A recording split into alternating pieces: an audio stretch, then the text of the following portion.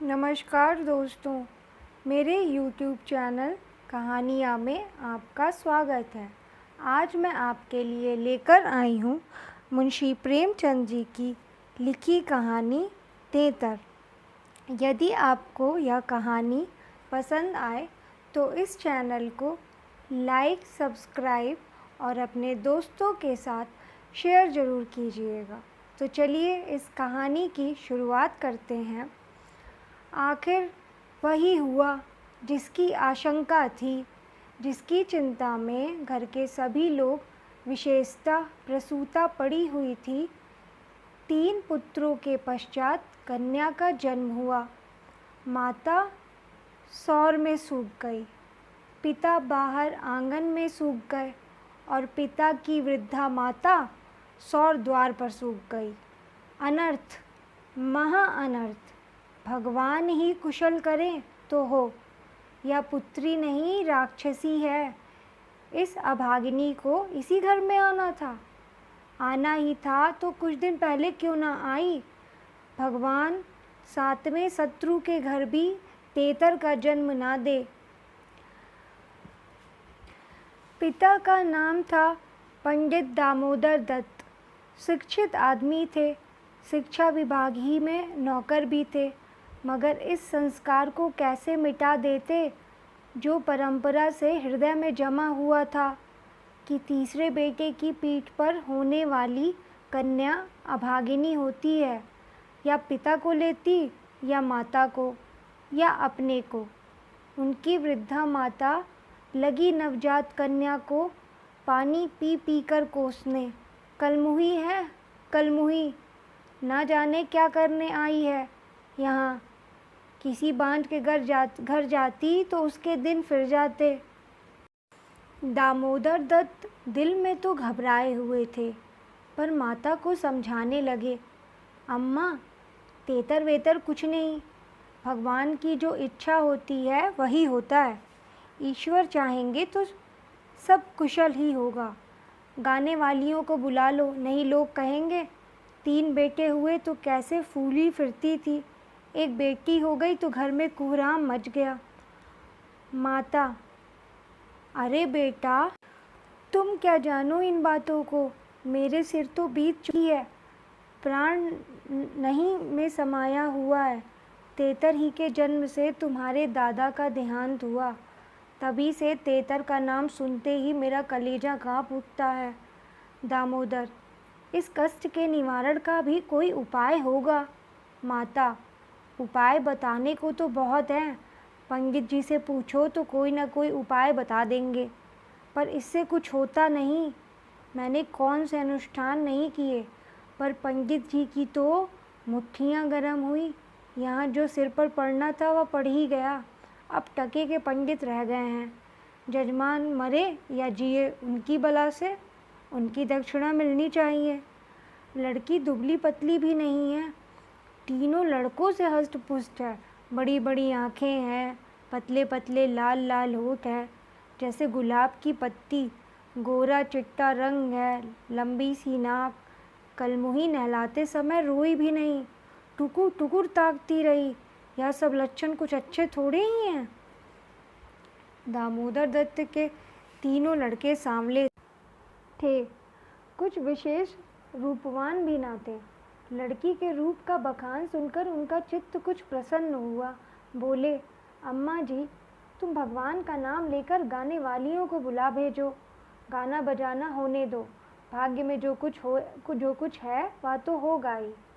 माता जी तो हलस्ता नहीं, करूँ क्या। दामोदर, गाना ना होने से कष्ट का निवारण तो होगा नहीं। कि हो जाएगा, अगर इतने सस्ते जान छूटे तो ना कराओ गाना। माता, बुलाए लेती हूँ बेटा, जो कुछ होना था वह तो हो गया।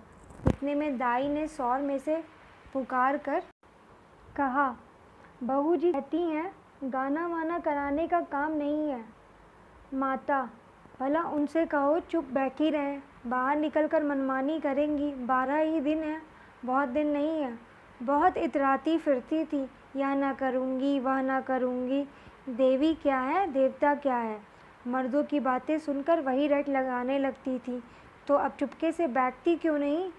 मेमे तो तेतर को अशुभ नहीं मानती और सब बातों में मेमों की बराबर करती हैं, तो इस बात में भी करें। यह कहकर माताजी ने नाइन को भेजा कि जाकर गाने वालियों को बुला ला। पड़ोस में भी कहती जाना। सवेरे होते ही बड़ा लड़का सोकर उठा और आंखें मलता हुआ जाकर दादी से पूछने लगा, बड़ी अम्मा, कल अम्मा को क्या हुआ? माता, लड़की तो हुई है।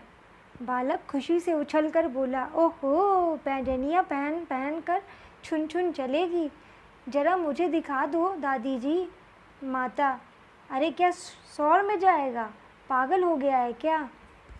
लड़के की उत्सुकता न मानी, सौर के द्वार पर जाकर खड़ा हो गया और बोला, अम्मा, जरा बच्ची को मुझे दिखा दो। दाई ने कहा, बच्ची अभी सोती है बालक, जरा दिखा दो गोद में लेकर। दाई ने कन्या उसे दिखा दी तो वहाँ से दौड़ता हुआ अपने छोटे भाइयों के पास पहुँचा और उन्हें जगह जगह कर खुशखबरी सुनाई। एक बोला, नन्ही सी होगी। बड़ा, बिल्कुल नन्ही सी, बस जैसी बड़ी गुड़िया, ऐसी गोरी है कि क्या किसी साहब की लड़की होगी। यह लड़की मैं लूँगा। सबसे छोटा बोला, हमको भी दिखा दो। तीनों मिलकर लड़की को देखने आए और वहाँ से बगले बजाते उछलते कूदते बाहर आए। बड़ा, देखो कैसी है। मंझला, कैसे आंखें बंद किए पड़ी थी। छोटा, इसे हमें तो देना। बड़ा, खूब द्वार पर बारात आएगी, हाथी घोड़े बाजे आतिशबाजी। मंझला और छोटा ऐसे मग्न हो रहे थे मानो वह मनोहर दृश्य आंखों के सामने है। उनके सरल नेत्र मनोल्लास से चमक रहे थे। मंझला बोला, फुलवारियाँ भी होंगी। छोटा, अम्बी फूल लेंगे। छुट्टी भी हुई, बरई भी हुई, गाना बजाना, खाना खिलाना, देना दिलाना सब कुछ हुआ, पर रस्म पूरी करने के लिए दिल से नहीं, खुशी से नहीं। लड़की दिन दिन दुर्बल और अस्वस्थ होती जाती थी। माँ उसे दोनों वक्त अफीम खिला देती और बालिका दिन और रात नशे में बेहोश पड़ी रहती। जरा भी नशा उतरता तो भूख से विकल होकर रोने लगती। माँ कुछ ऊपरी दूध पिलाकर अफीम खिला देती। आश्चर्य की बात तो यह थी कि अब की उसकी छाती में दूध ही नहीं उतरा। यूँ भी उसे दूध देर से उतरता था, पर लड़कों की बेर उसे नाना प्रकार की दूधवर्धक औषधियाँ खिलाई जाती।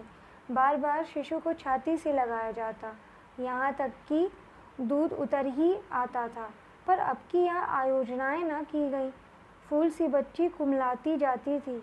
माँ तो कभी उसकी ओर ताकती भी ना थी। हाँ, नाइन कभी चुटकियाँ बजाकर चुमकारती तो शिशु के मुख पर ऐसी दयनीय, ऐसी करुण वेदना अंकित दिखाई देती कि वह आंखें पोंछती हुई चली जाती थी। बहू से कुछ कहने सुनने का साहस न पड़ता। बड़ा लड़का सिद्धू बार बार कहता, अम्मा, बच्ची को दो बाहर से खिला लाऊं, पर माँ उसे झिड़क देती थी। 3-4 महीने हो गए। दामोदर दत्त रात को पानी पीने उठे तो देखा कि बालिका जाग रही है। सामने ताक पर मीठे तेल का दीपक जल रहा था। लड़की टकटकी बांधे उसी दीपक की ओर देखती थी और अपना अंगूठा चूसने में मग्न थी। चुप चुप की आवाज़ आ रही थी। उसका मुख मुरझाया हुआ था, पर वह न रोती थी न हाथ पैर फेंकती थी। बस अंगूठा पीने में ऐसी मग्न थी मानो उसमें सुधा रस भरा हुआ है। वह माता के स्तनों की ओर मुँह भी नहीं फेरती थी, मानो उसका उन पर कोई अधिकार नहीं, उसके लिए वहाँ कोई आशा नहीं। बाबू साहब को उस पर दया आई। इस बेचारी का मेरे घर जन्म लेने में क्या दोष है? मुझ पर या उसकी माता पर जो कुछ भी पड़े, उसमें इसका क्या अपराध? हम कितनी निर्दयता कर रहे हैं कि कुछ कल्पित अनिष्ट के कारण इसका इतना तिरस्कार कर रहे हैं। माना कि कुछ अमंगल हो भी जाए तो क्या उसके भय से इसके प्राण ले लिए जाएंगे? अगर अपराधी है तो मेरा प्रारब्ध है। इस नन्हे से बच्चे के प्रति हमारी कठोरता क्या ईश्वर को अच्छी लगती होगी? उन्होंने उसे गोद में उठा लिया और उसका मुख चूमने लगे। लड़की को कदाचित पहली बार सच्चे स्नेह का ज्ञान हुआ। वह हाथ पैर उछालकर गूं गूं करने लगी और दीपक की ओर हाथ फैलाने लगी। उसे जीवन ज्योति सी मिल गई थी। प्रातःकाल दामोदर दत्त ने लड़की को गोद में उठा लिया और बाहर लाए। स्त्री ने बार बार कहा, उसे पड़ी रहने दो, ऐसे कौन सी बड़ी सुंदर है, अभागिन रात दिन तो प्राण खाती रहती है, मर भी नहीं जाती कि जान छूट जाए। किंतु दामोदर दत्त ने ना माना। उसे बाहर लाए और अपने बच्चों के साथ बैठकर खिलाने लगे। उनके मकान के सामने थोड़ी सी ज़मीन पड़ी हुई थी। पड़ोस के किसी आदमी की एक बकरी उसमें आकर चरा करती थी। इस समय भी वह चर रही थी। बाबू साहब ने बड़े लड़के से कहा, सिद्धू, जरा उस बकरी को पकड़ो तो इसे दूध पिलाएं, शायद भूखी है बेचारी। देखो तुम्हारी नन्ही सी बहन है ना, इसे रोज़ हवा में खिलाया करो। सिद्धू को दिल लगी हाथ आई। उसका छोटा भाई भी दौड़ा। दोनों ने घेर कर बकरी को पकड़ा और उसका कान पकड़े हुए सामने लाए। पिता ने शिशु का मुंह बकरी के थन में लगा दिया। लड़की चुबलाने लगी और एक क्षण में दूध की धार उसके मुंह में जाने लगी, मानो टिमटिमाते दीपक में तेल पड़ जाए। लड़की का मुंह खिल उठा। आज शायद पहली बार उसकी क्षुधा तृप्त हुई थी। वह पिता की गोद में हुमक हुमक कर खेलने लगी। लड़कों ने भी उसे खूब नचाया कुदाया। उस दिन से सिद्धू को मनोरंजन का एक नया विषय मिल गया था। बालकों को बच्चों से बहुत प्रेम होता है। अगर किसी घोंसले में चिड़िया का बच्चा देखा तो बार बार वहाँ जाएंगे। देखेंगे कि माता बच्चे को कैसे दाना चुगाती है, बच्चा कैसे चोंच खोलता है, कैसे दाना लेते समय परों को फड़फड़ा कर चेंचें करता है। आपस में बड़े गंभीर भाव से उसकी चर्चा करेंगे। अपने अन्य साथियों को ले जाकर उसे दिखाएंगे। सिद्धू ताक में लगा रहता। जो ही माता भोजन बनाने या स्नान करने जाती, तुरंत बच्ची को लेकर आता और बकरी को पकड़कर उसके थन में शिशु का मुंह लगा देता। कभी दिन में दो 3 बार पिलाता। बकरी को भूसी चोकर खिलाकर ऐसा परचा लिया कि वह स्वयं चोकर के लोभ से चली आती और दूध देकर चली जाती। इस भांति कोई 1 महीना गुजर गया। लड़की हष्ट पुष्ट हो गई, मुख पुरुष के समान विकसित हो गया, आंखें जग उठी। शिशुकाल की सरल आभा मन को हरने लगी। माता उसे देख देख कर चकित होती थी। किसी से कुछ कह तो ना सकती, पर दिल में उसे आशंका होती कि अब वह मरने को नहीं, हम ही लोगों के सिर जाएगी। कदाचित ईश्वर इसकी रक्षा कर रहे हैं, जभी तो दिन दिन निखरती आती है, नहीं अब तक ईश्वर के घर पहुंच गई होती। मगर दादी माता से कहीं ज़्यादा चिंतित थी। उसे भ्रम होने लगा कि वह बच्ची को खूब दूध पिला रही है, सांप को पाल रही है। शिशु की ओर आंख उठाकर भी ना देखती। यहाँ तक कि एक दिन कह बैठी, लड़की का बड़ा छो करती हो। हाँ भाई, माँ हो कि नहीं, तुम ना छो करोगी तो करेगा कौन? अम्मा जी, ईश्वर जानते हैं जो मैं इसे दूध पिलाती हूँ। अरे तो मैंने कौन सा मना किया है? मुझे क्या गरज पड़ी है कि मुफ्त में अपने ऊपर पाप लूँ? कुछ मेरे सिर तो जाएगी नहीं। अब आपको विश्वास ही ना आए तो कोई क्या करे? मुझे पागल समझती हो? वह हवा पी पी कर ऐसी हो रही है। भगवान जाने अम्मा, मुझे तो आप अचरज होता है। बहू ने बहुत निर्दोषिता जताई, किंतु वृद्धा सास को विश्वास न आया। उसने समझा या मेरी शंका को निर्मूल समझती है, मानो मुझे इस बच्ची से कोई बैर है। उसके मन में यह भाव अंकुरित होने लगा कि इसे कुछ हो जाए तब यह समझे कि मैं झूठ नहीं कहती थी। वह जिन प्राणियों को अपने प्राणों से भी प्रिय समझती थी, उन्हीं लोगों की अमंगल कामना करने लगी, केवल इसलिए कि मेरी शंकाएं सत्य हो जाएं। वह यह तो नहीं चाहती थी कि कोई मर जाए, पर इतना अवश्य चाहती थी कि किसी बहाने से मैं चेता दूं कि देखा, तुमने मेरा कहा ना माना, यह उसी का फल है। उधर सास की ओर से ज्यों-ज्यों यह द्वेष भाव प्रकट होता था, बहू का कन्या के प्रति स्नेह बढ़ता था। ईश्वर से मनाती रहती थी कि किसी भांति एक साल कुशल से कट जाता तो उनसे पूछती। कुछ लड़की का भोला भाला चेहरा, कुछ अपने पति का प्रेम वात्सल्य देखकर भी उसे प्रोत्साहन मिलता था। विचित्र दशा हो रही थी। न दिल खोलकर प्यार ही कर सकती थी, न संपूर्ण रीति से निर्दय होते ही बनता था, न हंसते बनता था, न रोते। इस भांति 2 महीने गुजर गए और कोई अनिष्ट न हुआ। तब तो वृद्धा सास के पेट में चूहे दौड़ने लगे। बहू को 2-4 दिन ज्वर भी न आ जाता कि मेरी शंका की मर्यादा रह जाए। पुत्र भी किसी दिन पैर गाड़ी पर से नहीं गिर पड़ता। न बहू के मैके ही से किसी के स्वर्गवास की सुनावनी आती है। एक दिन दामोदर दत्त ने खुले तौर पर कह भी दिया कि अम्मा, यह सब ढकोसला है। तेतर लड़कियां क्या दुनिया में होती नहीं? तो सबके सब माँ बाप मर ही जाते हैं। अंत में उसने अपनी शंकाओं को यथार्थ सिद्ध करने की एक तरकीब सोच निकाली। एक दिन दामोदर दत्त स्कूल से आए तो देखा कि अम्मा जी खाट पर अचेत पड़ी हुई हैं। स्त्री अंगीठी में आग रखे उनकी छाती सेक रही है और कोठरी के द्वार और खिड़कियां बंद हैं। घबरा कर कहा, अम्मा जी, क्या दशा है? स्त्री, दोपहरी से कलेजे में एक शूल उठ रहा है। बेचारी बहुत तड़प रही हैं। दामोदर, मैं जाकर डॉक्टर साहब को बुला लाऊं ना? देर करने से शायद रोग बढ़ जाए। अम्मा जी, कैसी तबीयत है? माता ने आंखें खोली और कराहते हुए बोली, बेटा, तुम आ गए। अब न बचूंगी। हाय भगवान, अब न बचूंगी। जैसे कोई कलेजे में बरछी चुभा रहा है। ऐसी पीड़ा कभी ना हुई थी। इतनी उम्र बीत गई, ऐसी पीड़ा नहीं हुई। स्त्री, यह कलमुही छोकरी न जाने किस मनहूस घड़ी में पैदा हुई। सास, बेटा, सब भगवान करते हैं। यह बेचारी क्या जाने। देखो, मैं मर जाऊं तो उसे कष्ट मत देना। अच्छा हुआ मेरे सिर आई। किसी के सिर तो जाती ही, मेरे ही सिर सही। हाय भगवान, अब ना बचूंगी। दामोदर, जाकर डॉक्टर बुला लाऊं? अभी लौटा आता हूँ। माता जी को केवल अपनी बात की मर्यादा निभानी थी, रुपए ना खर्च कराने थे। बोली, नहीं बेटा, डॉक्टर के पास जाकर क्या करोगे? अरे वाह, कोई ईश्वर है। डॉक्टर अमृत पिला देगा। 10-20 वह भी ले जाएगा। डॉक्टर वैद्य से कुछ ना होगा। बेटा, तुम कपड़े उतारो, मेरे पास बैठकर भागवत पढ़ो। अब न बचूंगी। हाय राम। दामोदर, तेतर बुरी चीज़ है। मैं समझता था कि ढकोसला ही ढकोसला है।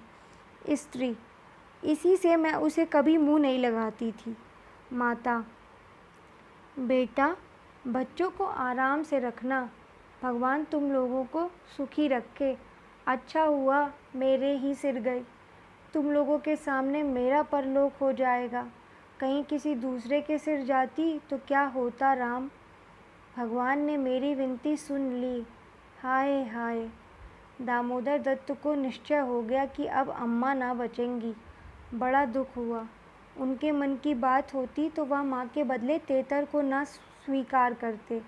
जिस जननी ने जन्म दिया, नाना प्रकार के कष्ट झेलकर उनका पालन पोषण किया, अकाल वैधव्य को प्राप्त होकर भी उनकी शिक्षा का प्रबंध किया, उसके सामने एक दुधमुही बच्ची का क्या मूल्य था, जिसके हाथ का एक गिलास पानी भी वह ना जानते थे। शोकातुर हो कपड़े उतारे और माँ के सिरहाने बैठकर भागवत की कथा सुनाने लगे। रात को बहू भोजन बनाने चली तो सास से बोली, अम्मा जी, तुम्हारे लिए थोड़ा सा साबूदाना छोड़ दूँ? माता ने व्यंग करके कहा, बेटी, अन्न बिना ना मारो। भला साबूदाना मुझसे खाया जाएगा? जाओ, थोड़ी पूरियाँ छान लो। पड़े पड़े जो कुछ इच्छा होगी खा लूँगी। कचौरियाँ भी बना लेना। मरती हूँ तो भोजन को तरस तरस क्यों मरूँ? थोड़ी मलाई भी मंगवा लेना। चौक की हो, फिर थोड़े खाने आऊँगी बेटी। थोड़े से केले मंगवा लेना। कलेजे के दर्द में केले खाने से आराम होता है। भोजन के समय पीड़ा शांत हो गई, लेकिन आध घंटे के बाद फिर जोर से होने लगी। आधी रात के समय कहीं जाकर उनकी आँख लगी। एक सप्ताह तक उनकी यही दशा रही। दिन भर पड़ी कराहा करती, बस भोजन के समय जरा वेदना कम हो जाती। दामोदर दत्त सिरहाने बैठे पंखा झलते और मातृ वियोग के आगत शोक से रोते। घर की मेहरी ने महल्ले भर में यह खबर फैला दी। पड़ोसी ने देखने आई तो सारा इल्ज़ाम बालिका के सिर आया। एक ने कहा, या तो कहो बड़ी कुशल हुई कि बुढ़िया के सिर गई, नहीं तो तेतर माँ बाप दो में से किसी एक को लेकर तभी शांत होती है। दैव ना करे कि किसी के घर तेतर का जन्म हो। दूसरी बोली, मेरे तो तेतर का नाम सुनते ही रोए खड़े हो जाते हैं। भगवान बाँझ रखे पर तेतर ना दे। एक सप्ताह के बाद वृद्धा का कष्ट निवारण हुआ। मरने में कोई कसर ना थी। वह तो कहो पुरखाओं का पुण्य प्रताप था। ब्राह्मणों को गोदान दिया गया, दुर्गा पाठ हुआ, तब कहीं जाके संकट कटा।